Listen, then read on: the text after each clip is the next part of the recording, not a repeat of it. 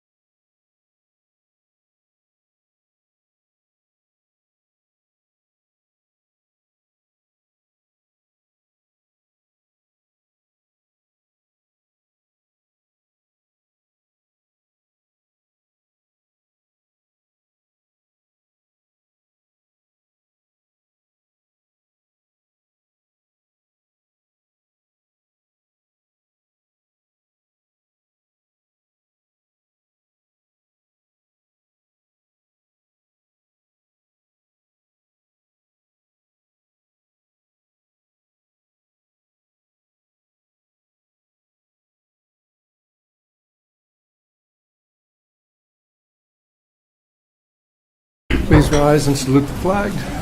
I pledge allegiance to the flag of the United States of America and to the republic for which it stands, one nation, under God, indivisible, with liberty and justice for all. All right, everybody, welcome to the Woburn School Committee meeting of April 12th, 2022. Just a reminder, if you speak at the meeting, your potential to be recorded is pretty high, and you might be on Woburn Media. So keep that in mind. So if the superintendent would call the roll. Ms. Chisholm. Here. Ms. Cormier. Present. Ms. Crowley. Present. Mr. Kissel. Here. Mr. Lipset. Here. Mr. Mulrennan. Present. Dr. Wells. Here. Okay, first up, we got the approval of the minutes for 3/30/22. Motion to approve. Motion to approve. Do I have a second? Any questions or comments on the minutes? All those in favor? Aye. All those opposed? Motion carries. Public comment. Would somebody like to speak? Whoever does gets a cupcake. Yeah. We should have been doing that all along. Come over here. Yeah, you can sit down. Got a lot more. Oh, I didn't talk that. No, I got it away. No, nobody's sniffing it. You're going to go right up where she is. All right. Welcome. Good job, kids. So if you want to give like your first name and then just so Jean knows who you are when she puts it in the minutes, and just if you want to just talk and go for it. Hello. We are the 4 students who are currently attended at the Malcolm White Elementary School. I'm Caitlin in 5th grade. I'm Juliana in 5th grade. I'm Sophia and I'm in 2nd grade. We love our school and are thankful for that all we have learned.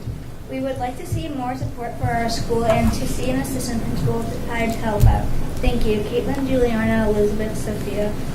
All right, thank you. Take a cupcake. Take a cupcake. The plate's there too if you want. If that's okay with... Yeah. Oh, yeah, I'm sorry. Yeah, Chris, yeah. Sorry, Bob, we're up till midnight.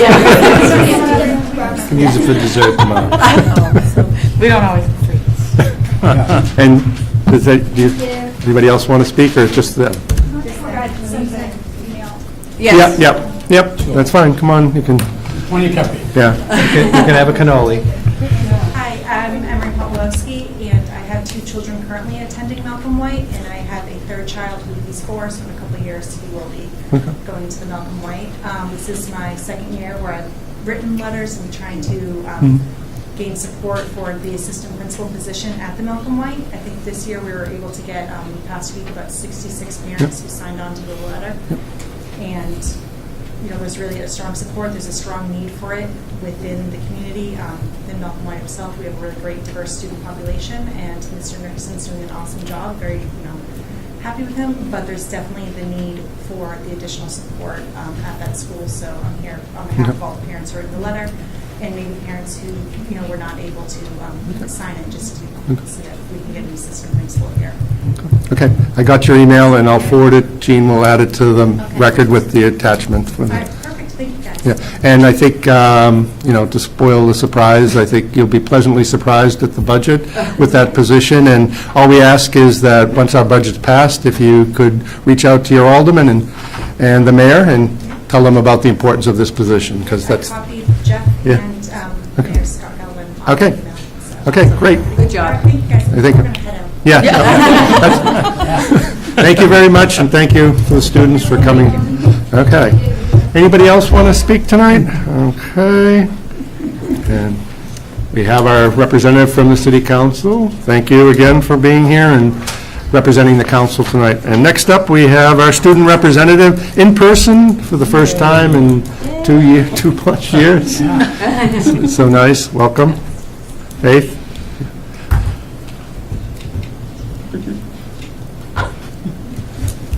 Okay, so here is my report of events happening at the high school lately. So this Wednesday, 4/13, will be the high school lift up, which will be happening during periods 6 and 7. April vacation will occur 4/18 through 4/22. This past Monday marked the start of term 4 at the high school, and report cards for term 3 will be posted on student portals by the end of the week, and high honor and honor rolls will be posted soon after. Wednesday afternoon, 4/14, during period 6 and 7, the student government is running a volleyball game fundraiser. Students must have permission from teachers to attend or participate, and this event is open to all grade levels. Great work last week to all those who tested to earn the seal of Phi literacy, and thank you to the World Language Department and especially Mrs. Escobar for making this happen. In addition, congratulations to all the seniors that earned distinction of the Abigail Adams Scholarship. Also, congratulations to all the seniors that started internships and passion projects this week. And thank you to Ms. Patrici and Mr. McGuire for working diligently with students to make this happen. Planning for senior events is underway, and the student government is collaborating with the administration to plan upcoming events, including Senior Week, which will be held in June. Going forward to May 26th, promenade will take place at the high school at 4 p.m., and guests are welcome as the event takes place outdoors at Connolly Stadium that will lead up to prom evening held at Danvers Park. On Thursday, April 28th, Middlesex Community College will be coming to the high school for application to Acceptance Day. This is for any senior who's interested in attending Middlesex Community College, and they will have the opportunity to sit down with an admissions representative, complete an online application, and within a few hours they could be accepted to Middlesex Community College's incoming class of freshmen. Woburn Dollars for Scholars, the portal will open for qualifying students on 4/15. Mrs. Susan Tifo, the Visual and Performing Arts Curriculum Coordinator for the Woburn Public Schools, is pleased to announce Tanner Fest, which is a unique and one-of-a-kind open house event that is free to the community. And Tanner Fest will be held Saturday, April 30th from 12 to 3 o'clock p.m. At the high school, and you can bring your friends and family for a fun-filled afternoon to celebrate the talented students of the Woburn Public School system. You can enjoy there a showcase of student art, music, dance, chorus, band, and theater programs from elementary, middle school, and high school students. And that concludes my report. Okay, thank you very much. Pleasure to have you here in front of us. Now we can do discussion because you can hear us and we can hear you. Does anybody have any questions tonight? Mr. Moran? No. I was going to ask, are you doing an internship or a project? I'm not. I take too many AP classes, so it kind of bosses my schedule if I were to do an internship, Yeah. so I have to be in class. Okay. Yeah. And how is there a lot of students doing the internship? There's a lot of students doing the internship and passion project. I would say probably like 2/3 of the senior class are doing it currently. So a lot of people are doing it. Okay. Great. Could I just? Yep, go ahead. What's an example of like a passion project? Yeah, I know some people are going over to the Malcolm White School and volunteering there. I know some people are either extending their current jobs and working more hours there. I'm trying to see another one. Some people are interning with teachers within the school, so they're doing like an in-house internship with like a department head that they're interested in. So I know so many people are doing different things. But Okay. examples, yeah. Great presentation tonight. Yeah. Thank you. Okay, yeah, but we got to include the sports team, especially the baseball team. Coming events. Gotta keep somebody happy here. Thank you very much for coming, and pleasure, and feel free to come in person again. Absolutely. I will be coming to the one after the next. Okay, Sophia great. will be at the next. Okay. Awesome. Awesome. And then maybe, as we get towards your last one, if you just want to give us like an overview of what you thought worked really well at Woburn High, and, what we can improve as a school system. We like that at the end. Okay? The chair. Yep. Thank you. Oh, good. Thank you very much. Okay. Unfortunately, the Family and Community Engagement Liaison can't occur tonight. One of the representatives from the YMCA couldn't make it tonight, so we've rescheduled for the first meeting in May. I talked to Andriana, and, I'm sorry, it seems we've postponed it several times, but this was because, I talked to her, and it's really important for them to have the people here that are actually involved, so she really felt strongly about having everybody here, so. And again, also, I should just note, people at home, Dr. Baldessari is not here because he's away, and he would like to be here, too, for this presentation, so thank you. So we'll see them on May 10th. Okay, next up, budget, and I just want to thank Ms. Chisholm and her subcommittee, and also the members that were able to appear at the budget deliberations that was taking place during finance. You guys all did a lot of work with the administration, getting us to where we're at, and so Mr. Alcanada will give a presentation, and Superintendent, if you want to talk a little bit. Thanks. So I'll just briefly introduce the process and thank Mr. Alcanada. Patty McKinnon's in the audience tonight. All the principals, department heads, curriculum coordinators, and teachers for their input to get us to this point. And so it's been a team effort, and there's a lot of work and decisions that need to get made to get us to where we are tonight. So without further ado, I think I'll turn it over to Mr. Alcanada. Thank you, Dr. Crowley. And I, too, want to thank Ms. McKinnon for being here, our Assistant Business Manager.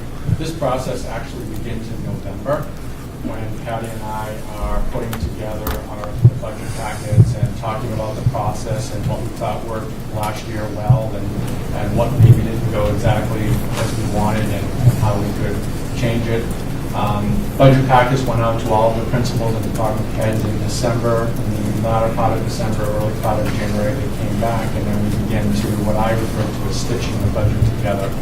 I've had finance committee meetings, several of them over the spring, and they've seen various iterations of the FY23 budget. So this should be a familiar page for you. As you can see, as we sit right now, the FY23 budget is at $77.3 million, which is an increase of in excess of 9%, but hold the presses. We're not really 9%. It's where we are at the moment before our reconciliation. So as you can see, it's a $6.7 million increase. And I will get into the various increases and some of the highlights of the budget. And yes, Dr. Wells, the assistant principal from Malcolm White, is in this budget. So the first tab here is basically just a budget summary. As you can see, in FY22, we were at $70.6 million. As I said, at $77.3, it's a 6.7% increase, a $6.7 million percent increase. I'm going to blow this up just a little bit, and I hope you can all see that. Unlike in past years, we have a lot of salary that was put into the various ESSER grants last year. we were able to expand our instructional infrastructure, if you will, and hire additional positions. And so now, as we said last year, we have to begin to move those in. So in column D, you can see that those were positions that were funded in one of the ESSER grants, and we're bringing in just over $1 million into the budget. We had $529,000 in salaries that were sitting in various sped grants that we brought in. We had about $285,000 in addition in salaries throughout the year because of enrollment. We had a couple of classrooms that needed to be expanded in some areas instead. We're requesting at this point $1.3 million increase in various new positions across the district. And then that last column is the contractual increases. Those are just the natural evolution of the steps, columns, and so on and so forth, and that's over $500,000. We always have to remember that if we could keep FY22 constant, then that column H is going to be higher. And it gets reduced because we have retirements. We have people that have resigned. And we generally replace those positions with salaries that are lower. So that would be higher if we were keeping our variable constant. Since we don't, it decreases. So as you can see, part of the $6.7 million, almost $3.7 million, that is the breakdown of how we get there for the salaries. A little bit more detailed. So that first column, the ESSER monies, we had an assistant principal at the Goodyear that started with us last year. We brought into the budget. At the Joyce, if you might remember, we had a teacher at the Joyce who was splitting his time we had a teacher who was splitting his time at both middle schools. We increased him to a full from a 0.6 to a 0.4, which was on ESSER, and it was always born in the Kennedy budget. So what we've done is we've taken that 1.0 and split it equally. So it's actually a 0.5 that comes in. 1.2 teachers at the high school. Same thing as the middle school. We had 2 teachers that were 0.4s that last year we put a 0.6 on each of them, making them 1.0, and now those 2 0.6s come in as a 1.2. A curriculum coordinator was on the ESSER grant, has come back into our budget. Innovation coaches, we had 3 innovation coaches that were hired last year that are in Ms. Young's budget, along with interventionists. We had a request from the elementary school principals to continue the interventionists, and we have found a way at the moment to include them in our budget for another year. There'll be 7, that says 19 slots, that's wrong. It's 19 hours per week for 7 interventionists. We hired 2 English language teachers, 6 sped paras that you might remember, and we hired an assistant to our family liaison last year from the ESSER grant at a 0.5.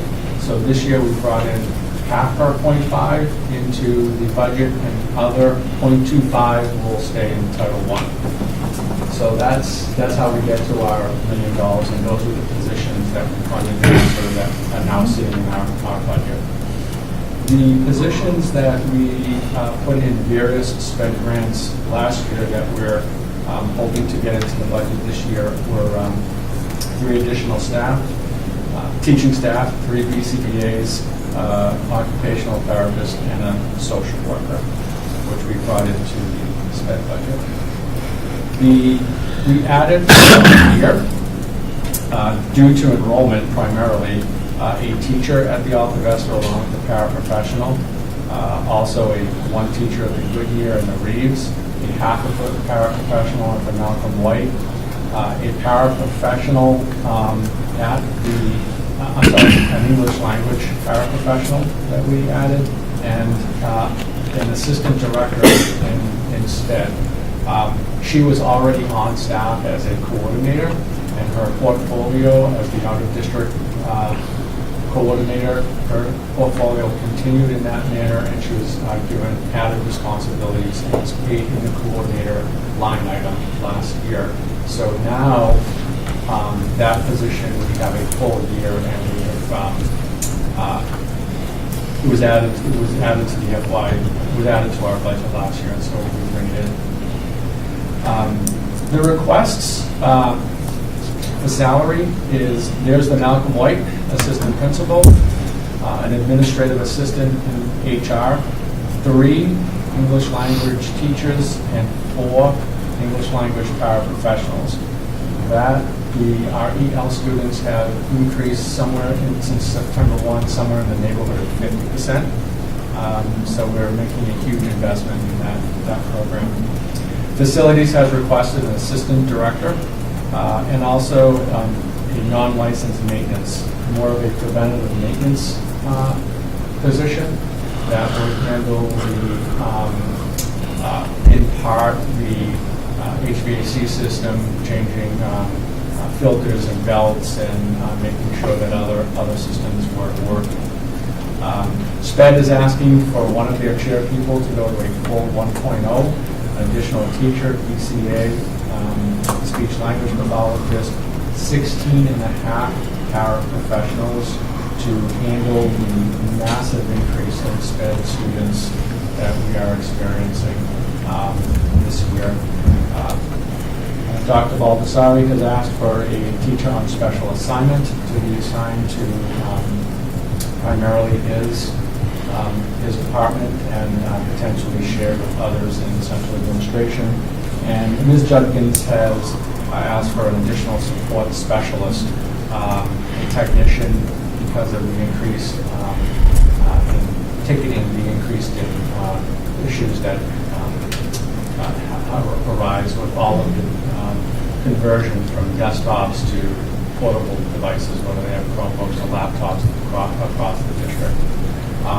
So again, as you can see at the bottom, this is the increases in salary and the contractual increases that we back into our 3.691 number.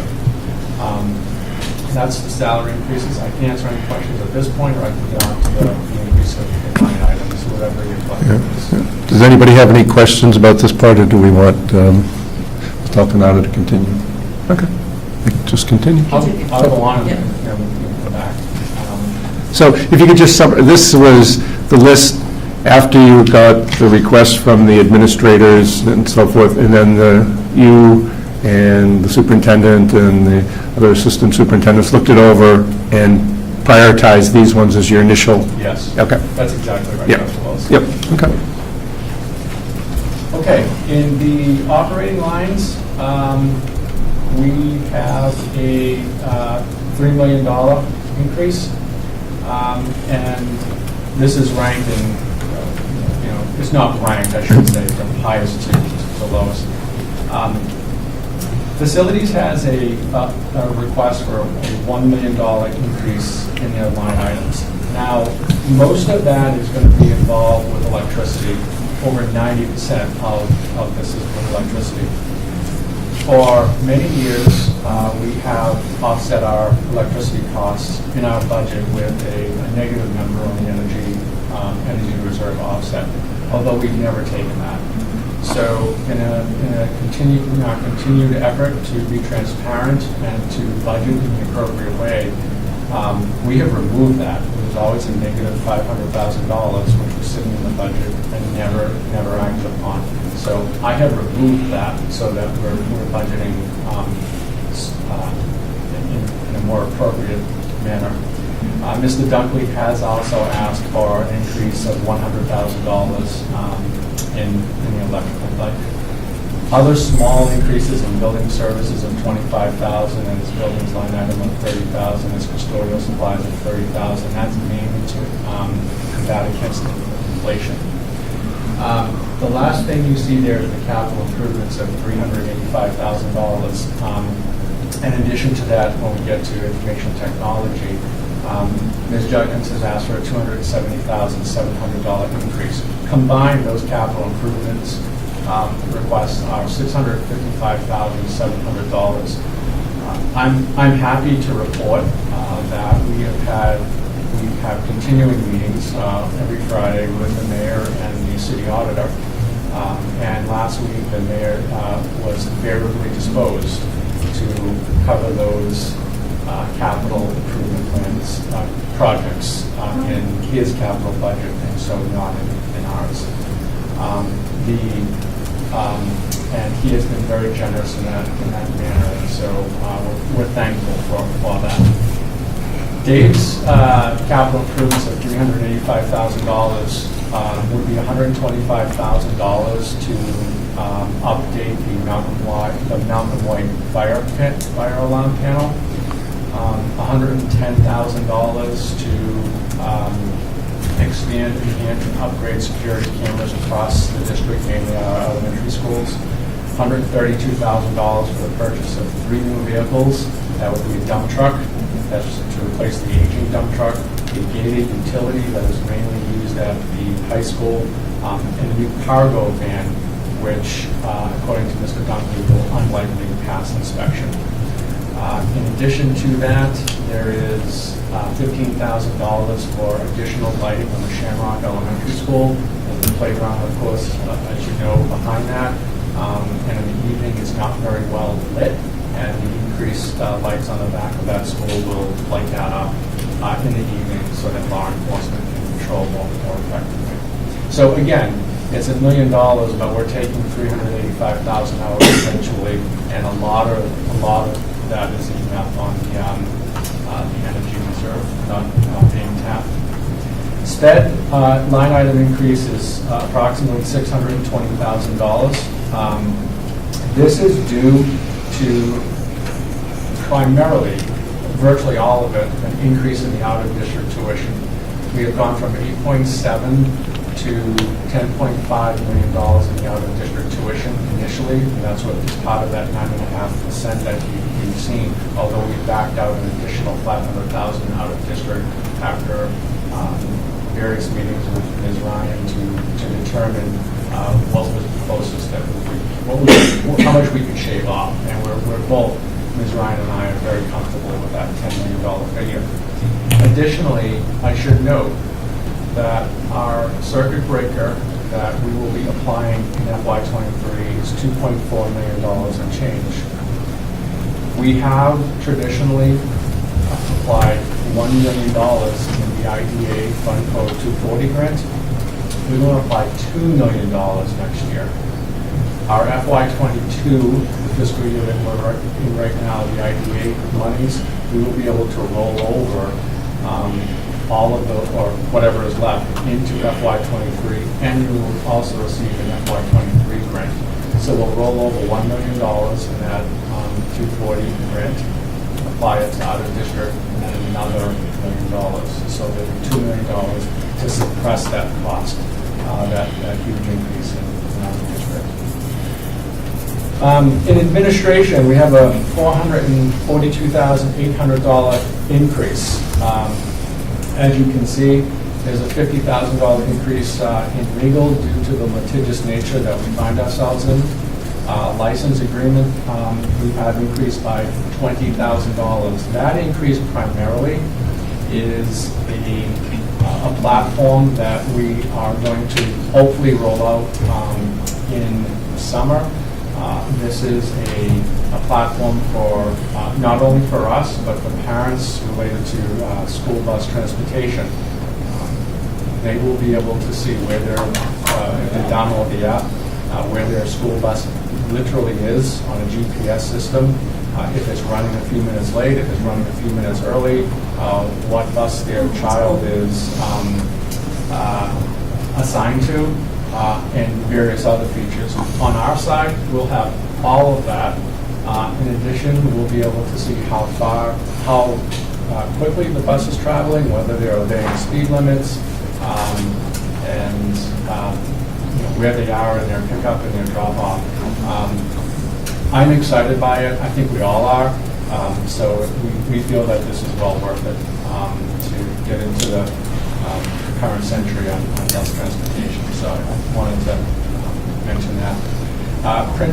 This printing here of $10,000 increase is for purchase of our copy paper. Ms. McKinnon runs that for the district. It's a cooperative purchasing program where we buy all of the paper for the district. Of course, that's just inflation. Our vocational tuition is dropping by $30,000 because our enrollment is going from 2 to 1. Tuition reimbursement has increased by $60,000. This is due somewhat to contractual obligations, but mainly with the collective bargaining agreement with the teachers that we have attempted to agree to, so I need to carry that in the budget. Our substitute teacher line item, we're asking for a $100,000 increase. As of the moment, we are approximately $90,000 overspent in that line item. We're covering that deficit with other line items that are running cold. But clearly we need some more monies in there. As you know, we have increased the daily rate this year to $125 for a substitute teacher. And this $100,000 would presume that we will move forward and continue that $125 rate. Our 403B retirement program, we're increasing, asking for a $75,000 increase. This is the employer contribution. We have made every effort to make sure that we are making all of the employer contributions for all of those people who are entitled. Additionally, since I made the last employer contribution in July, with all of the new people we have signed up, we have in excess of $30,000 in employer contributions that we didn't have last year, which we will be making this year, because as people got hired this year, we made a concerted effort to get them involved in the 403B, so we'll have to make our employer contribution. And in addition to that, collective bargaining may have negotiations here result in an increase as well. Our copier equipment is an increase of $10,000. That's our photocopiers. Our bus transportation is up by about $123,000. That's contractual with North Suburban. And the communication, our PR firm, you'll see a new line item. We were able to pay that out of a different line item this year, so it is the $25,000 ask. Curriculum is half of Courtney's line item increase was sitting in ESSER grants, so that's coming back into her budget. Additionally, Ms. Young and her team and my team have done what I think is a great job identifying what I often call budget orphans, those expenses that we have every year that we have no house for, we have no place for. They were paid here or there, line items that didn't fit appropriately. Sometimes we were paid grants. And rather than going through that every year, we might as well just say that we're going to have the expense and budget for it, so we're not trying to figure out where that is. IT has asked for a $300,000 increase, but $270,000 of that was the capital improvement. Ms. Junkins' capital improvements will be $151,000 to replace end-of-life classroom projectors, mainly at the high school at Malcolm White. An upgrade of infrastructure of $91,500. This is the infrastructure that I have spoken about previously, where we build these infrastructures and now we have to maintain them. This is going to upgrade Wi-Fi access points in large areas across the district, such as the CAFs and the auditoriums. Upgrade switches at the high school, the Pearl Wyman, the Goodyear, both middle schools. And for those who may not know, when you have a projector or you have some other technology, Wi-Fi access points, they all have to come somewhere, and they all come into switches. So we'll be upgrading those switches and installing rack-mounted uninterrupted power supplies, UPS, that will provide some type of protection to our IT equipment if there's a power loss. And then $28,000 of that will be to to upgrade library furniture and incorporate makerspace materials and activities. That's how she gets to the $270,000. The high school is about $104,000. As you can see, it was instructional supplies, activities and clubs. Athletics was up $44,000. Student services, just over $100,000. Mainly that was in professional development, translators and the line item for contractual. Dr. Baldessari also has some budget opens that we're trying to get into one place. Home for Little Wanderers is one of those, and that's including his contractual. Also his William James interface, TCIS, and a few other things, PD or contractual. English language is asked for just a small $8,000 increase, mainly to house the elevations platform they use. Nominal increase in human resources for office supplies. That is in part, we still print check stock for some people for live checks, and we have to replenish it every so often. And then finally, district-wide, we are transferring $10,000 from the district-wide to curriculum. So it's a negative here, and that's part of Courtney's increase on the other side. And then the elementary line items, we're shifting some instructional material funding to curriculum. Ms. Young has talked extensively with the elementary principals, and they have responded well to the centralized curriculum purchases there. And that, ladies and gentlemen, is the reconciliation of how we get to that $3 million. These are significant and comprehensive acts, and I felt that it would be necessary to go through this just so you understand where we are. I can answer questions now, or I can get on with the real reconciliation and show you how we get from the 9% to close to 3.6. Anyone have any questions right now? Just one thing. You talked about the information technology, the makerspace improvements. Yeah. Where in the budget are we seeing? Is that under capital improvements? Is that the hardware? Yep. So at the moment, Mr. Lipset, it's in the capital improvement under information technology. Okay. However, as I said, the mayor agreed to fund those capital projects. At least he was favorably disposed last week. So that is going to be part of our movement out of. Fair enough. Okay, thank you. Anybody else have any? Could you just could you just go over the energy offset? You know, you mentioned that, and maybe for the public, just explain, you know, what it is and, you know, how you're dealing with it. Yeah. So I think that the major primary funding source is the skating rink. The groups that use that skating rink, we bill them for that use, and when those checks come in, it goes into a revolving account. For lack of a better word, the energy reserve account. Yep. And I think that has been used in the last 8 or 10 years. It was used once to repair or replace the emergency generator on this property. When I got here, I noticed that there was a negative there in the budget, and which is fine. If we're going to use the energy offset in that manner to reduce our electrical bills. But if we're not going to, and we haven't in at least 8 to 10 years, I took it out because I don't want to get into a situation where we're counting on a negative $500,000. It doesn't come, and then we're extremely over budget. So maybe you could work with the finance, you know, how much money is in the account, and, you know, we don't have to do it tonight, but with the finance subcommittee, and, you know, they can report out at their next meeting, you know, and plans, how will we use it? As you said, we're collecting the money, you know, and we've used it once in several years, but how much is in it, and what are our plans for that going forward? Because we should have plans for it rather than just having an account, you know. And I agree with your idea, if we're not using it in our budget, it makes perfect sense, but we should just have more of a handle on what it is and how much it is. But that's, you know, with finance. Okay, thank you.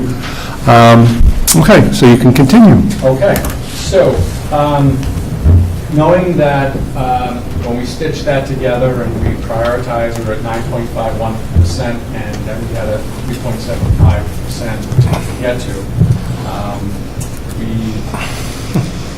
decided to do it in this manner. As you can see, here's our 77.34 million. Here's the increase that we talked about, and just for reference purposes, that was our FY22 budget. These are not ranked in any particular order of priority other than largest to smallest. We're going to have roughly $2 million in ESSER funding left over, so we will apply that $2 million in ESSER funding. We have, as I mentioned, we will reduce our district tuitions by $500,000. Here is the facilities capital improvement and the IT capital improvement moving out of our budget. The partial application of the FY23 circuit breaker of $250,000. The circuit breaker, all of the money that we're collecting now in FY22 for circuit breaker, we're not going to use. It'll be $2.4 million. We roll that over into FY23 and apply it there.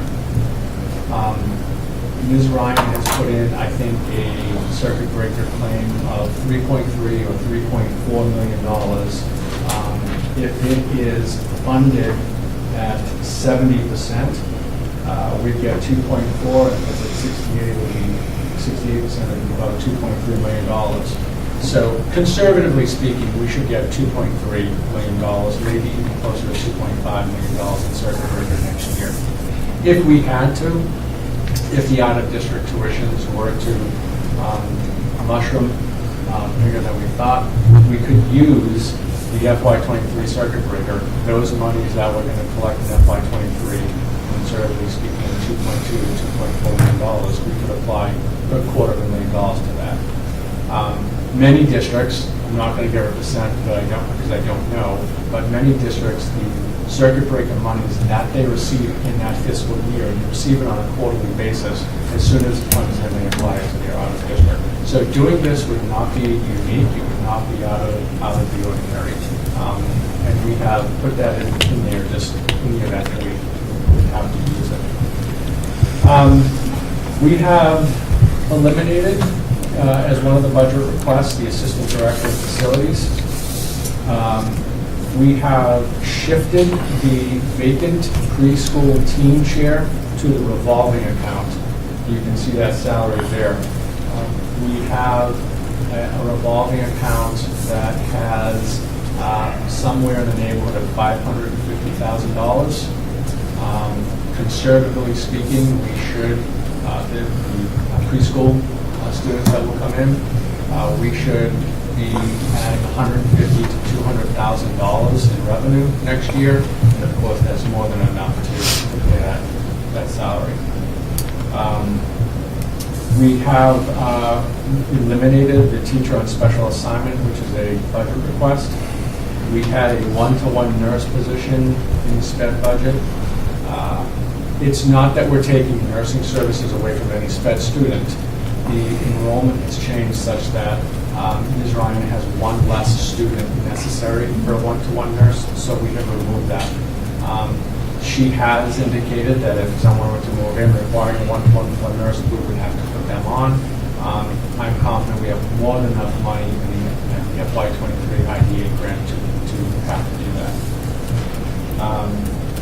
The preventive maintenance specialist that was requested in facilities has been removed. The support specialist that has been requested in IT has been removed. We looked at the high school and we were able to reduce various line items by $45,000. The Reeves preschool has a nurse that has been paid out of the contractual SPED. We recategorized that and put it into one of the vacant one-to-one nurses positions that we're not going to need, and there was a savings there.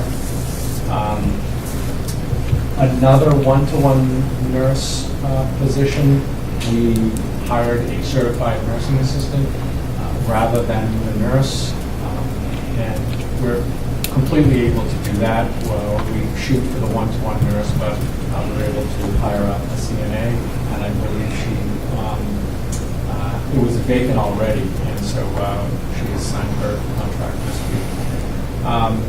We had a small reduction in the correct curriculum development line item of $15,000. We have requested in this budget an additional 4 EL paraprofessionals. If that were to be funded, then there is a EL tutor position that would not be required. Nobody would lose their job. Presumably that EL tutor could become one of the new EL paras. So we wouldn't have to carry that half-time salary, and so it would be eliminated. We pay for a UDL coach, typically out of the curriculum budget. There's no reason why we can't pay that out of the scene revolving, which has in excess of $800,000. So that would more than enough cover it. And then I added back $10,000 into Ms. Young's budget for the PBL works. And that is project-based learning. Wow. And so that's how we have knocked off $3.9 million, which would bring our budget as we speak today at $73,384,000 and change, and to a 3.91% increase.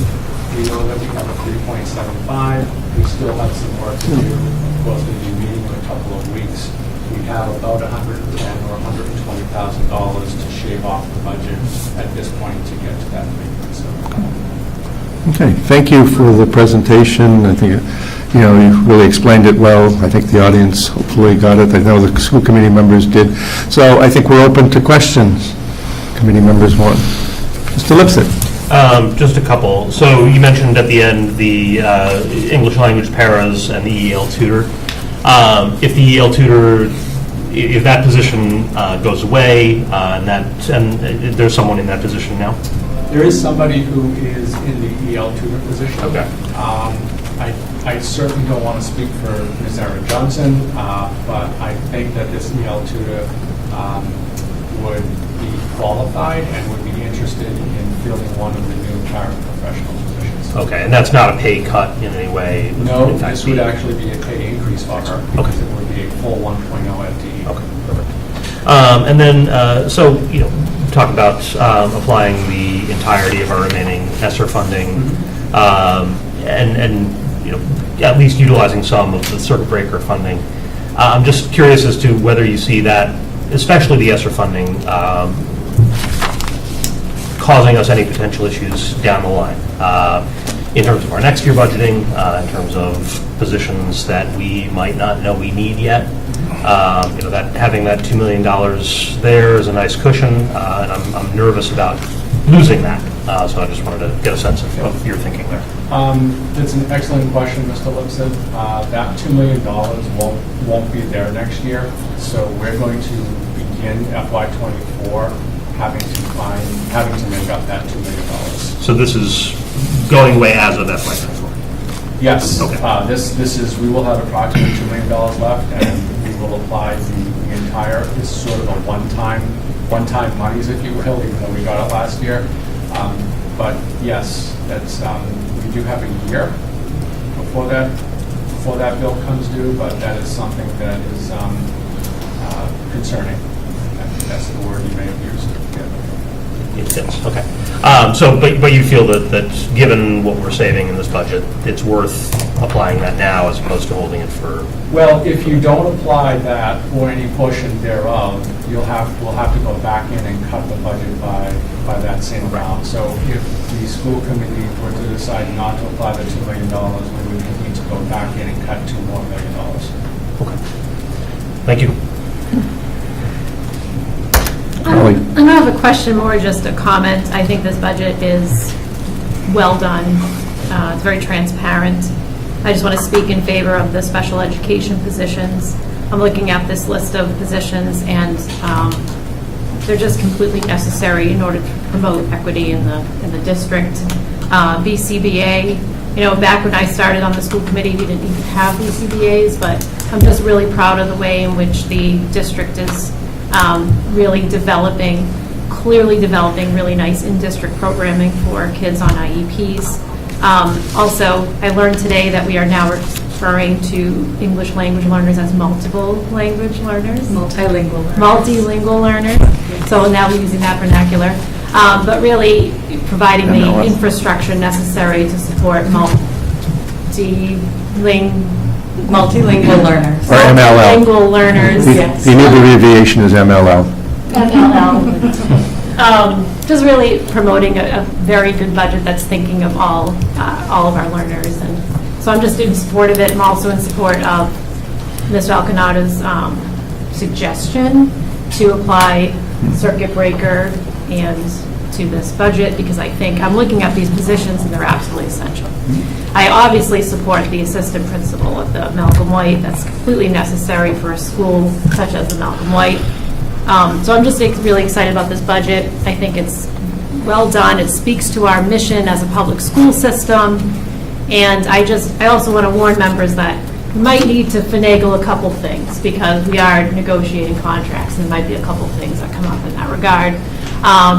But for now, I'm very satisfied, very excited for this budget, and I just want to thank the administration. Thank you, Ms. Crowley. And I just want to amplify your comments, because the first premise about every budget is, does it align with your strategic plan or your vision or your mission? And I very much think that this does. And the current strategic plan and the one that is in work at the moment, I think that we've done, if I might say so myself, I think we've done a great job in our best effort aligning to that strategic plan and promoting the areas that need the most help, multilingual learners and SPED, and capital improvements and increasing the safety and security of our buildings, and allowing our R&T and facilities to properly do their job. And I think when the public hears we're adding 16 paras, you hear things like this, but paraprofessionals are absolutely essential for inclusion opportunities for children, and rolling them into the budget and employing them, is sending it's doing a lot of support for our students, and it's not actually a big number. It's their necessary staffing that's the basis of running the school system. So those are my thoughts. Okay, thank you. Thank you. Ms. Chisholm. I'd like that we get to a number that's what we're going to have, but if the 3.91, if we added in the $2 million, what does that make our budget really? If we did not apply the $2 No, million? what is that? Because we're taking a grant. Yeah. So it actually, our budget is not 3.91, because we're adding that 2 million in. So what is our actual budget? So, if I understand you correctly, and we didn't apply Right. the $2 million. Right. I mean, whatever the number is, add $2 million, and what's that percentage increase? 6.74. Okay, so that's I what just we're, made that change Right. right there. all right, so that is what we're asking for. And so the next year, when we have these increases, the city's going to be on the hook for a minimal 7 to 8% increase in our school department budget. I just want people to realize that this looks great on paper, and we're getting to what we need to do, but by using that grant money that we won't have, and I keep telling people, it's free money is not free money. And we are going to be in a spot that next year we're going to get significant layoffs, or really this school department is going to be in big time trouble, and it makes me extremely nervous. It would be like having your house and you spend every dime and then wonder what's going to happen when the rainy day comes. It's going to be pouring this time next year. It's just something we need to be, if we want to do that, that's fine, but it makes me really nervous. Out of district, we had Maureen Ryan come before us and telling us how she wanted more and we're taking more from her. So I don't know how that's going to all play out. And we have absolutely zero going to facilities for increases in their department for positions that he's asked for. But is that in technology the only one that's not getting new positions? Because we have special ed getting new positions. Administration's getting new positions. It's just, if we're going to spread it around, I'd like to see it a little bit more evenly. And if anybody's paying attention to what's happening in the news, I don't think our MLL is going to go down. I think we're going to get more. And if we're spending this circuit breaker and all the money that we're going to be spending, where are those teachers going to come from? Where are those paras going to come from to help those kids in September? Because Washington is not paying attention to what's happening in the southern border. And it's happening every day, and the kids are going to come, and we're going to have to take care of them. I don't know where that money's going to come from. And I'm afraid that it's going to be cuts to everything else that affects our kids every single day. So it's just, this looks good on paper, but it's making me extremely nervous that this is how we're going to get to a budget. It's, I don't know what we do, but it's scary that this is what we're doing to make a budget happen. I just, so with 6.7, because that's what we're looking at, and then if we look at the capital improvements, and you add that onto our budget, so it's going to be even more. So technically, the city will be giving us over 7.5% for a budget. Well, the $2 million is, the city isn't giving that to us. That's the ESSER grant. No, but I'm saying that next year at this time, Yeah. our base will be 6.7. Yeah, at this point, the capital improvement, we may not have that exact figure for capital improvement. Without that $2 million, as I had indicated to Mr. Lipson, that is a whole year project of, once FY23 gets passed, almost immediately FY24 needs to begin. Because presumably, that $2 million is not going to be available to us. We will presumably spend all of that next year. Right, and that's what, but then we're going to have to find it next year at this time. Yes. Or we're going to have significant cuts across the board. And that's I just want to make sure people realize that that's what we're going to be faced with next year at this time. And it's just, it's scary. I think that when we're adding salaries and doing that sort of stuff with free money is dangerous. And I've said that many, many times, but I don't know. It's good luck to us, and I hope that it's, and then like with the capital improvements, the mayor said he'll give us that money, and I hope he does, and I hope everything works, but I know that the capital improvements is not just that amount of money. I know that David has a list that he has and stuff that needs to be done, which should be getting done. So we need to be able to fund some of that too. We prioritize $385,000 Right. of that capital. Yes. If we had unlimited funds, could Mr. Dunkley find additional projects? Of course, we all could. Same thing with IT. Right. So I mean, but if all of a sudden these laptops that we have given out to kids are disappearing and we're not replacing them because we don't have this, it's going to be a problem again. Yeah, I don't think we're going to get to that. Right. But, there is end of life of the Chromebooks and all of the other devices, and Ms. Judkins has done a fantastic job with her various grant sources. Her ECF grant is, in fact, some of her capital improvement requests are based on us paying 40% of the federal government, paying 60% on the ECF grant. She's done a tremendous job getting various equipment from those grants. So, but there will come a time, and Ms. Judkins has publicly indicated this, that in the next 2 or 3 years, all of the devices that we have put out, we will, that is a future capital improvement. Because I know when she came before us, she was looking for additional support in her department to keep track of all this stuff and to be able to work on it, and that's not happening. So yeah, at this point, her additional support specialist has not been funded. Okay. Mr. Kissel? You all set? I am for now. Quick question. I know at the Finance Committee, we talked about the 2 positions, $100,000 for an assistant for David Dunkley. Yes. And facilities, as well as, on the blue, it's hard to see. What was the amount?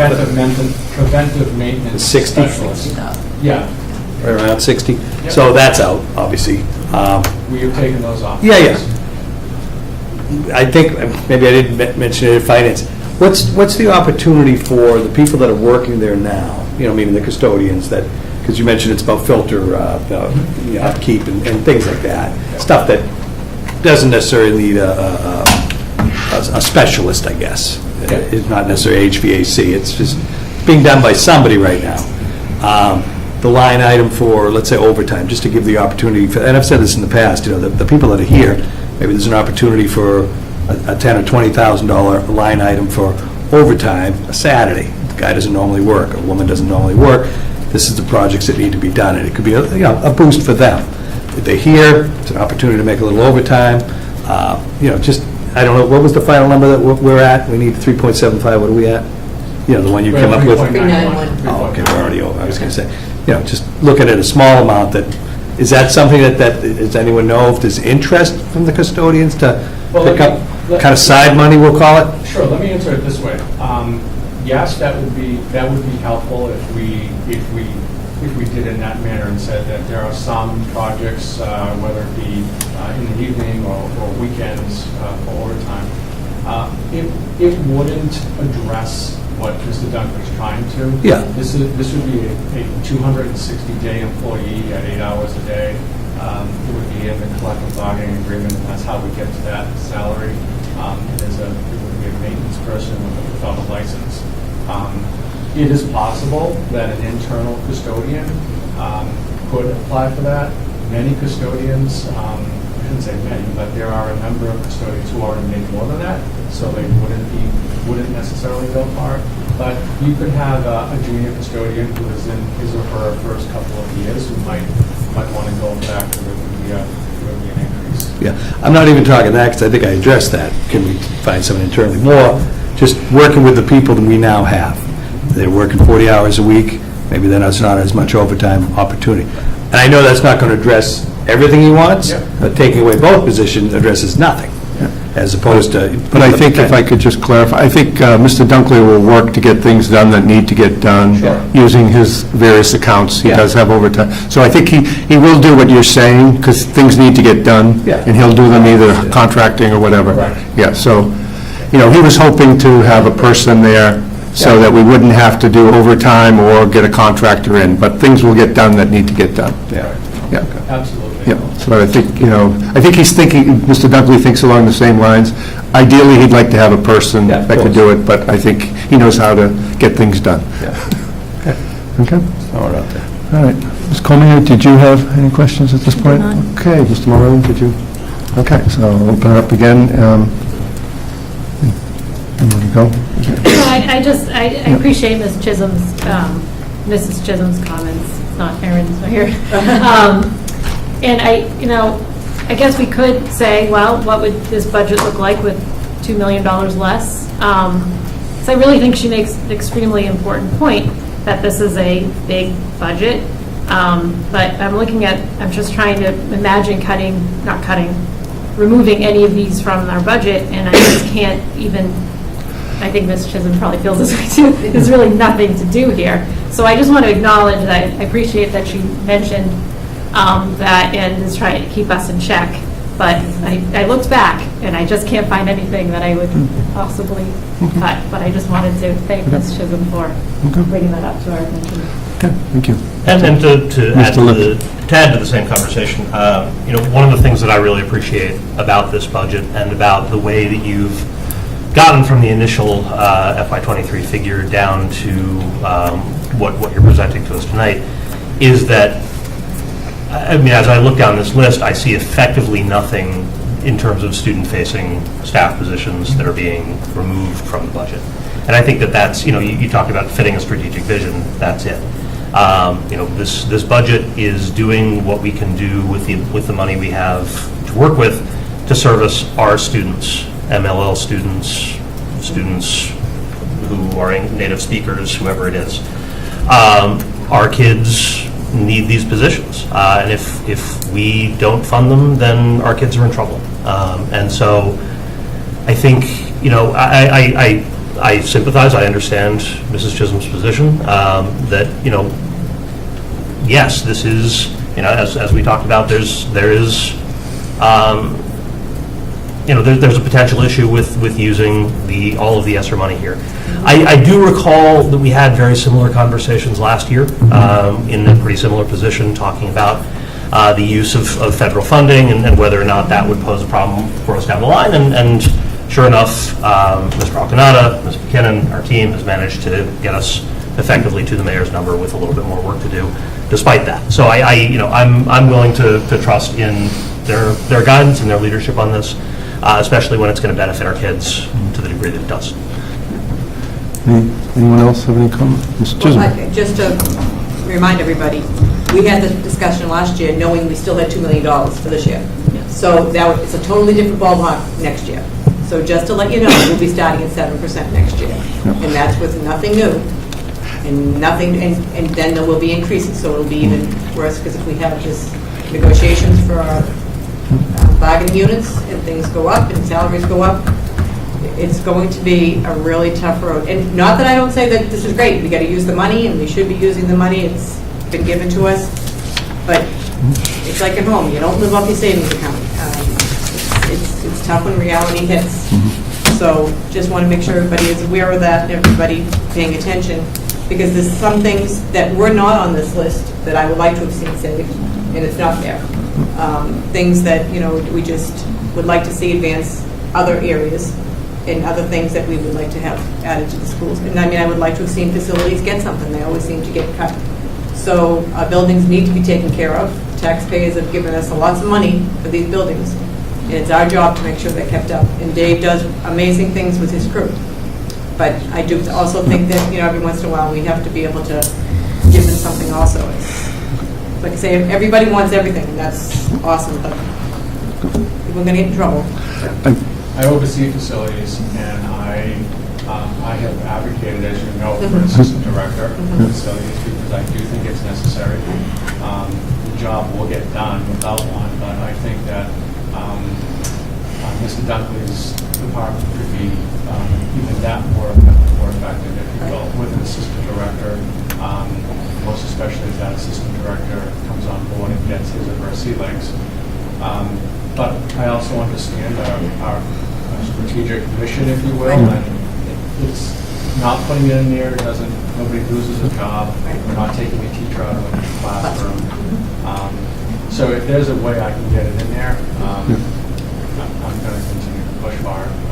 But could I just clarify with Mr. Alcanada? So I do believe that the facilities budget is increasing in terms of supply. It's not like, I've been on committees where we've reduced the facilities account, and I think, we can't give what he wants and, would make his thing, but we are adding money to his account. Yes, Yeah. we certainly are. Yeah. There's I just want the public to know that. $85,000 or so Yeah. in various line items that we're adding. Yep. And then the other thing, to make it a more, and I understand Ms. Chisholm's comparison, and, I was advocating last year, too, that you don't necessarily want to use money that's going away for personnel.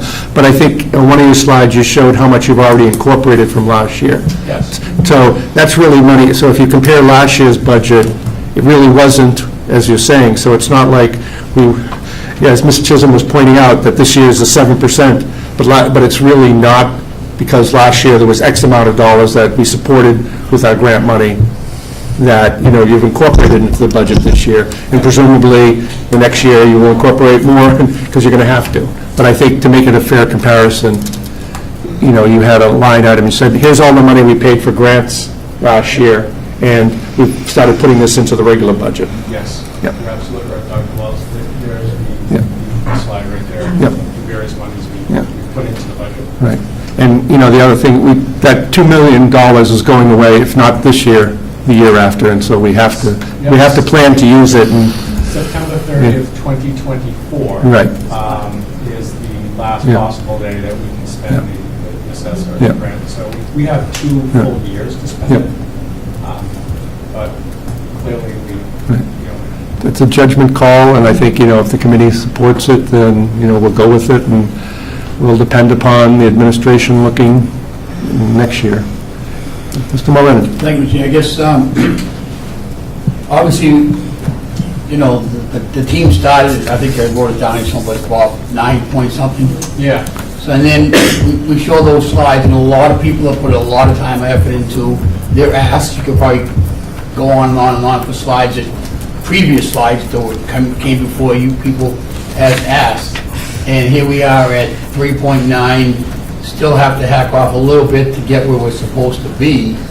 And I hate to sit here again, because you ask for 4, you're going to get 2, you want this, you're going to get 3, yeah. And unfortunately, sitting here, our only response to people that had all these asks in there, you got to make do. You know, do your best to make do. I agree. Mr. Dunkley's crew will get the work done. Our teaching staff, our special ed staff, all of our administrators will make it happen, or get the work done, and, you know, get by with what you have. And it's just, it's disheartening to see all those asks, which had some great intentions and great thought behind it for the district, to come up, you know, with this number. Do I have an answer? I do not have an answer. You know, if I did, I wouldn't be sitting here, I'd be someplace else. But I just, you know, again, I appreciate the efforts, because you're right. You guys did what you had to do. You're streamlining it, and you're being very transparent about things, and you're, you know, putting things where they belong. As someone has sat here for a long, long time, it was kind of like, hey, you know, where is this? Where are you putting that? And now you've got it down precisely where it should be, and easy for the public, easy for us to follow and understand. I hope so. And I appreciate all of that. Obviously, I would like to see a whole lot more because of those slides where you got the ask. And I just, you know, it's discouraging to tell the public in the district, make do, you know? But again, years and years, we do make do. We put on a great performance to educate the students of our city, and our administrators do a wonderful job. And I think the comment too was our buildings will still maintain up to par. So I do appreciate the efforts behind tonight's presentation, so thank you for that.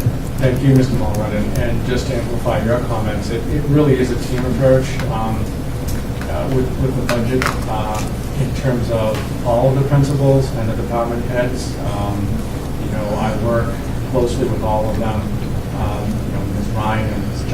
Judkins, they're all very good budget analysts, so to speak. So we're all working in unison, or at least we're trying to every single day. I guess before I forget, we've talked earlier in the past, we have a lot of solar in our buildings now, and we get energy credits. Yes, we do. Could you just explain where that energy credit money ends up, and can we apply it to any categories here? Yep, so we have solar panels on the Kennedy Middle School and several other elementary schools, and those credits are essentially applied immediately. They reduce our electrical bill. Okay. We don't put them in a revolving account, or we don't use them for later. We apply them right to the electrical account. Now, I think when they were first, prior to my arrival, when they were first attached to the roofs, we may have built up a lot of credits, and I want to say that at some point the solar panels on the Kennedy and maybe Goodyear electrical Something like zero. that. Yeah, something like that. That's not the way anymore. We've kind of burned through. Figured out those, where it's all coming from. We apply the credits immediately. But it stays in-house and hopefully takes away some of the electric bills. It does. It definitely does. Otherwise, you know, rather than Mr. Dunkley asking for $100,000 use like this, you might ask for $300,000. Exactly. I don't know if the credits are $200,000, but it does depress the cost. Great, thank you very much. Okay. Mr. Lipson? So just one other thing occurred to me as we're talking here, and back to Mrs. Chisholm's point for a moment. It might be useful to just sort of get a breakdown. We're seeing a breakdown in terms of what we're spending. It might be useful to get a breakdown of exactly where those monies have come from, broken down by federal, by state, by city spending, just to get a sense of what we're talking about, right? And then maybe looking at that over a couple of years to see what the trends have been. Sure. Okay. Thank you. All right, anybody else have any questions? I'll let the superintendent maybe have a few comments, and then we'll talk about what our plans are going forward. Sure. Well, first of all, thank you, Mr. Alcanada. I hope that the committee, and it sounds like it was well-received as far as the transparency. We still are coming out of a pandemic, And I'd remind the committee and the public of that, and our kids need as much support as we can possibly provide to them. So there is definitely a challenge ahead. There's a challenge now and a challenge ahead. As the community needs evolve as well, our budget reflects that. The EL population, Mr. Alcanada alluded to, has increased dramatically over the past few years, and our staffing matches that. And the special ed numbers, the percent of students that are qualifying has increased, and so our staffing legally has to match that. And so we're in a position to make this FY23 budget work. If we could do everything, we would. And, there's decisions that need to get made, and one of the things that's not mentioned here as it relates to facilities is the $600,000 that's allocated for the feasibility study of our buildings. And so as far as being fiscally responsible and taking care of our buildings, what we hope there is that we're looking at a 10-year sort of plan of how to take care of our buildings. And so that's not reflected anywhere here. But again, sort of for the committee and the public to know that we're not ignoring, the brick and mortar of the Woburn Public Schools. So that being said, again, appreciate all the work that's happened out of the finance office and Ms. McKinnon's help. So thank you. Okay. So what I'd like the committee's request of the committee is that we put a meeting in next Tuesday as a placeholder. The administration may be updating us about the budget next Tuesday, and we'll have that in place. If we need the meeting, we'll have it. If we don't, we won't. Because the plan is to have our public hearing on the The next time we meet, well, not the next, the 27th. Right. Right. So we'd like to have, a finalized, plan to present to the public. So if anybody have any, I know Mr. Lipsett. Yeah, I was just going to request if it's possible to make that a virtual meeting. Yeah, we can do that, yeah. Thank you. Okay, does that work for people? Like, we could have it at 7:30, if it's easier, 7:30 for people on... I'm off that week, so I can... Oh, okay, then we'll just do it, whatever day that next Tuesday. 19th. Yes. Yeah, it's 7 o'clock. Budget. Yeah. Same thing we're doing now. 7 p.m., and we'll know by Friday. Yeah. Oh, I'm sorry. Yeah, we might want to... We're might wanna here, be- virtual for anyone that needs it. Yeah. Oh, okay, I thought you meant virtual overall. No, just to miss it, yeah. Yeah, all right. I'll just be a giant floating head on the screen. So 7 or 7? We are turning... 7 o'clock. Yeah. That way we can get, and we'll see whether we need it or not. I just want to have that placeholder. Okay? And then, Mr. Alcanada, if you want to just talk about, you've thought about the public hearing and just the process, you're going to... Sure. Yeah. At the public hearing, anybody from the public, Yeah. obviously, Yeah. can come up and comment on the budget Yeah. and take it into consideration. And then after that, the school committee can make any changes to the budget that they so wish. And then we'll make those changes immediately, and we'll vote to approve, Okay. and we'll have the budget appropriately prior to that public hearing, appropriately advertised. Okay. So hopefully, maybe by Tuesday, we can have that final number, and then the committee can look at it and say, this is the one we're going to have released to the public for the public hearing. Okay? Fine. Okay, that work for everybody? Yep, Mr. Mulready. Thank you. I guess, so the 19th, Yep. 7 p.m., strictly budget. We may have other things, but, My yeah. concern would be, prior to the public hearing, obviously we heard tonight, Yep. The young speakers are with us tonight, their issues, obviously concerning the Malcolm White School. Yep. Perhaps after this evening's presentation, the public viewing at home or otherwise, online may see some of these numbers or figures or categories. And I can put a public, if they want to comment, yeah, I can do that. If needed, so just, And I did- prior to the, the official public hearing, as Mr. And I know, Mr. Moran, you had a good point. You reached out to me and asked about the mayor, and we'll invite him to the public hearing if he once we have the budget file, if he wants to come down and speak about it, we'll obviously invite him, and if he wants to say something before before we do our final budget. That'll be good. Okay? All right, everybody good? So I think we have our plan?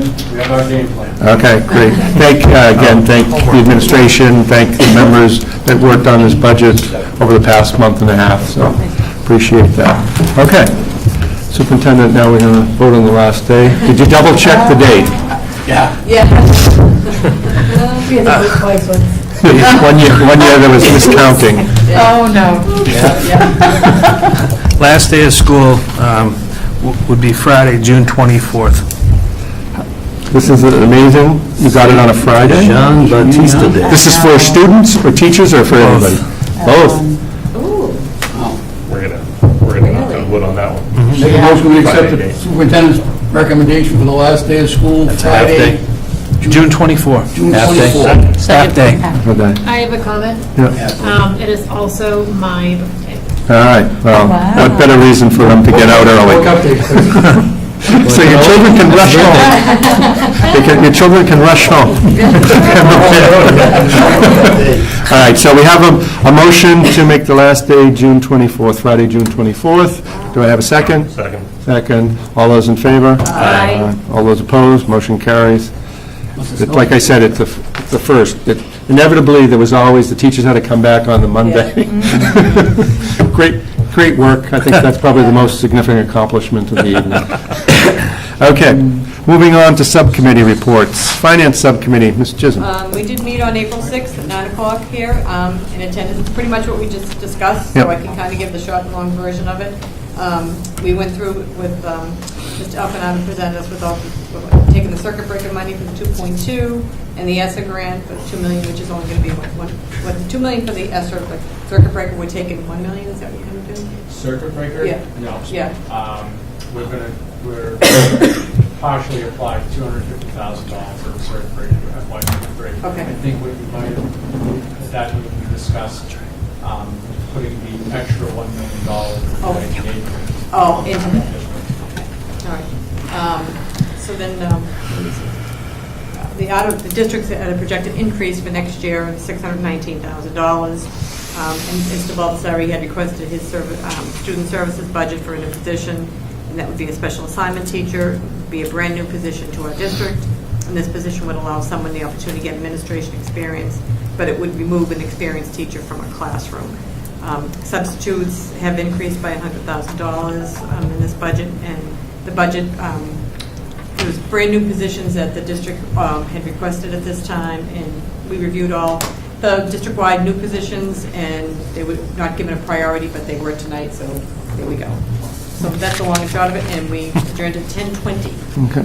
So you have a motion on the list of bills? We didn't, no. Oh, we didn't do any bills or balance accounts? Okay, We great. don't have any bills. We just- No bills anymore? That's the way to solve budget problems. Yeah. If you don't see them, they don't exist. Either that or try the checks in the mail. Any questions for finance? I think we've had a lot of finance talk tonight. Thank you. Thank you, Mr. Chisholm. Communication Subcommittee, Mr. Lipset. Yes, we met on Friday, April 1st at 3:30 p.m. in this very room. In attendance were Dr. Baldessari, Ms. Crowley, Mr. Mulrennan, and myself. And we, the primary subject of discussion was subcommittees and trying to make them more accessible, especially minutes and records from subcommittees to the public. So minutes for subcommittee meetings, as the committee knows, but just to mention it to the public, are currently published online, but only as reports at the end of regular committee minutes. And so, the subcommittee discussed the feasibility of publishing subcommittee minutes as a separate thing, so that the public could look up, for example, minutes from a finance subcommittee, or minutes from a curriculum subcommittee, or communications, or what have you.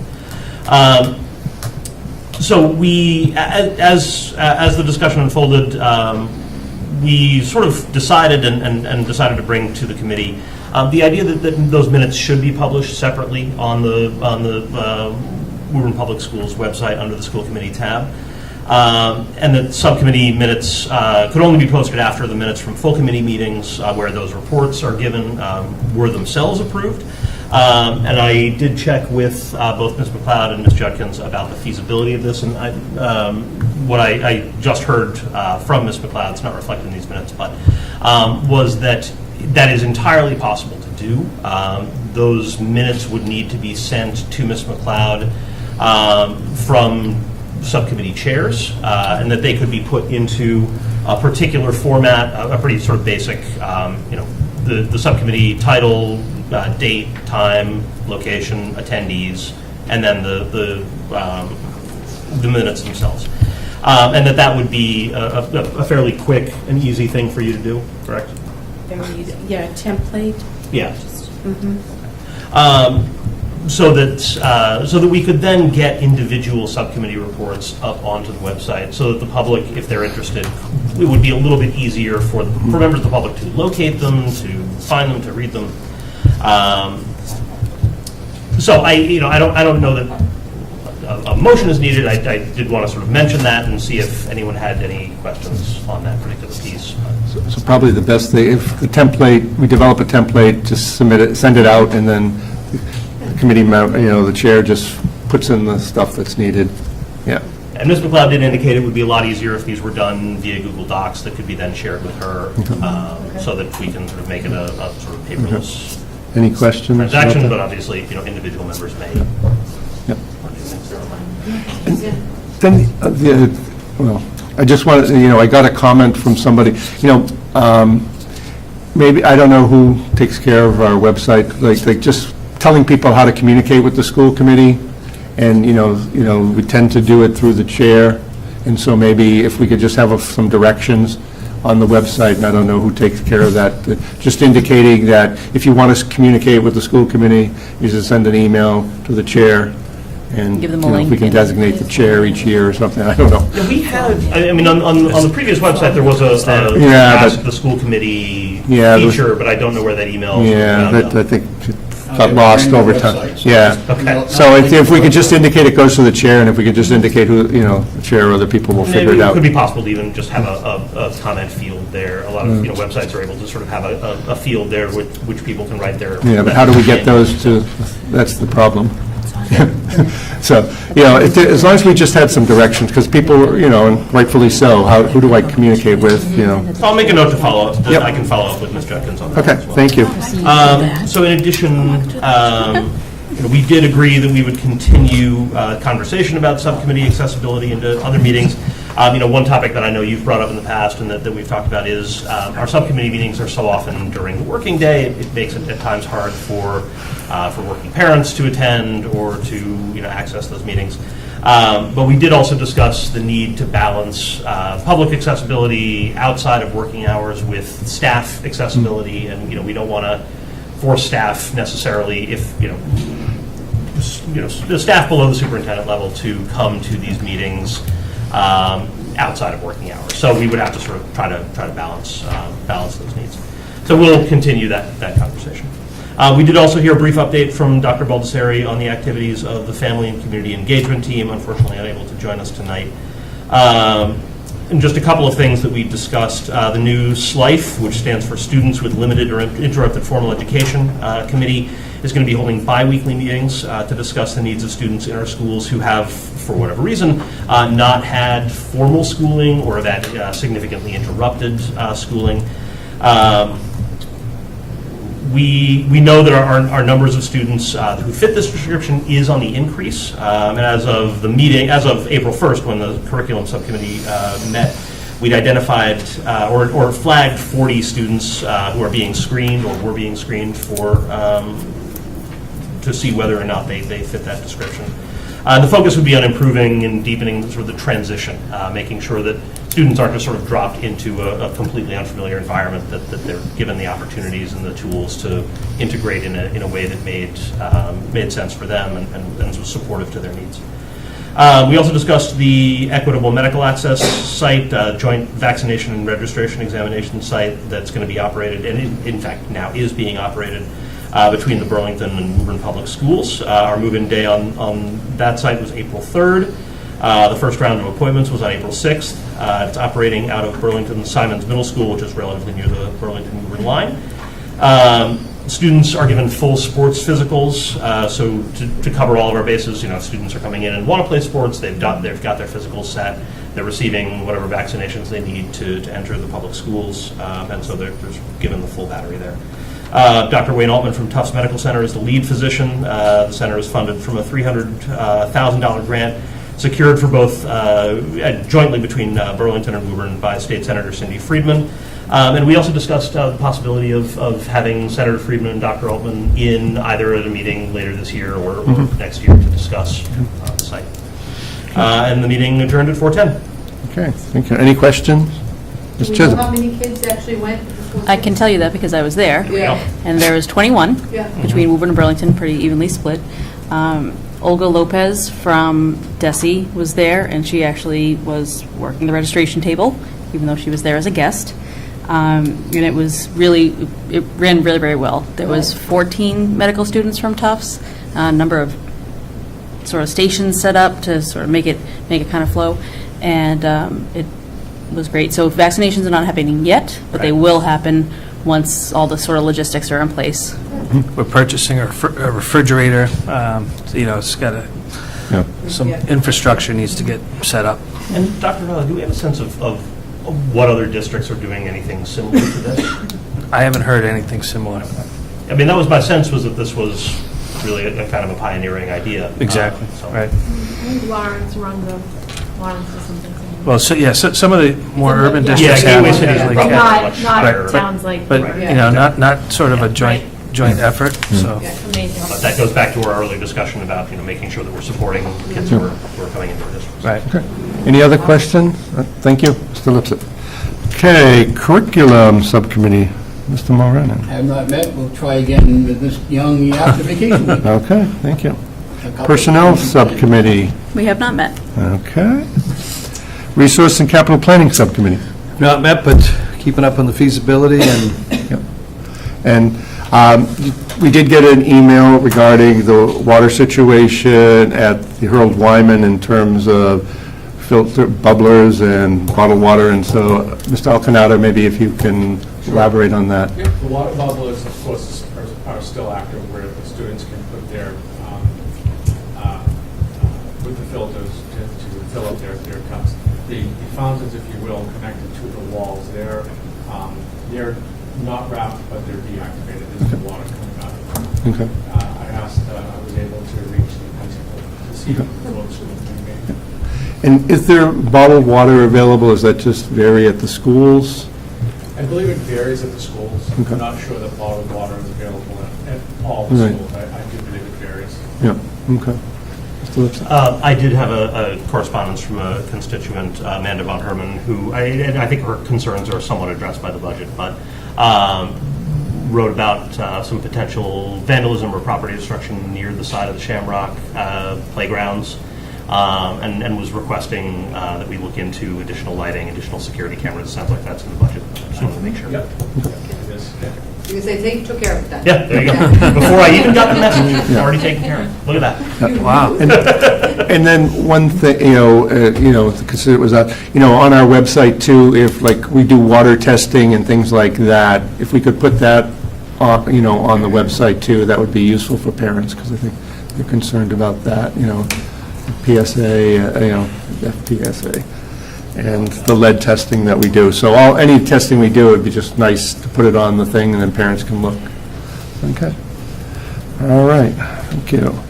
Student Service and Achievement Subcommittee. You've not met Mr. Chair. Okay, great. Okay. Correspondence. Anybody have any correspondence? Actually, I did have one additional. I received a couple of messages from people who were seeing potential increases in COVID numbers in the district and wanted to sort of double check. And so I wanted to sort of check in on that and see if there was any, anything that you're noting of any concern as we're seeing a potentially slight, tiny uptick, maybe? That's true. There is a, I think our low was 2 Right. a few weeks ago. And it was called to my attention that the 7-day running total went down, so we fixed that. And so we're in the process of making sure that that aligns with the private COVID tracker. When you say the total went down, you don't mean the number declined, you mean the site? The site, yeah, the site, right. Just to clarify. Yeah, so sorry about that, right? So, but yes, nothing alarming, but we have seen a slight uptick in positive COVID cases. Yeah, just wanted to make sure that that's continuing to be monitored and should Yeah, we I need mean, to do anything additional. we still are using the tracker. We all get emails. The nurses have been great. They put it in and we're alerted and, Thank you. Okay, I had a Oh, couple. and actually, sorry. Go ahead. The state has continued the COVID testing too. So the tests that staff and students, if they opt in, will continue to be available. Okay, so we had a couple of communications, Ms. Popolowski, who spoke, the children spoke, and she also spoke. So I have that letter that's signed by the parents. I'll forward that to Ms. Make a motion to make McClellan. that part of the Yeah. criminal record, Yeah. Mr. Chairman? We do all of it, and then Ms. Cooperi, about the, about the water follow-up, the PFAS. So again, we talked a little bit about that. And then one other thing is, there's going to be a Wear Orange for Gun Violence Awareness Day on Wednesday, June 1st, 2022, in front of City Hall for people who are interested. 10 a.m. 10 a.m., yep. Okay, so I will forward those to Ms. McLeod, but that's what I got. Okay, any other correspondence? Okay, future agenda items? Anybody have any? Mr. Mulrennan made a motion. Oh, yeah. That's right. Yeah. Ms. Popolowski. Okay, all the correspondence, Sure. all the correspondence, and you Second. seconded that, Yes. and you said approve? Yeah. And we said I'll aye. say, Yeah. yeah. Aye. Aye. Motion carries. Yeah. Thank you. Tight ship. You run a tight ship. Yeah, thank goodness Mr. Mulrennan is still there. Yeah, no. I'm not a lawyer, you are. Yeah, no. Well, if you could wait till I finish, then you could make the motion. Something I got to learn sometimes, too, so I understand that also. Not interrupting? Yeah, I know. Future agenda items. Anybody have any future agenda items? Let me know, or let the superintendent know. Okay, so we have the potential meeting on Tuesday, next Tuesday, and then we have the public hearing. Then we'll have some other speakers and so forth at that regular meeting. But the Tuesday one, we'll just have a public the public can speak. We'll have the budget item, and then potentially an executive session to update on some things. Okay. Okay? Yep, sounds good. All right, so we have a motion to adjourn. Adjourn. Do Second. I have a second? All those in favor? Aye. Thank you, everybody.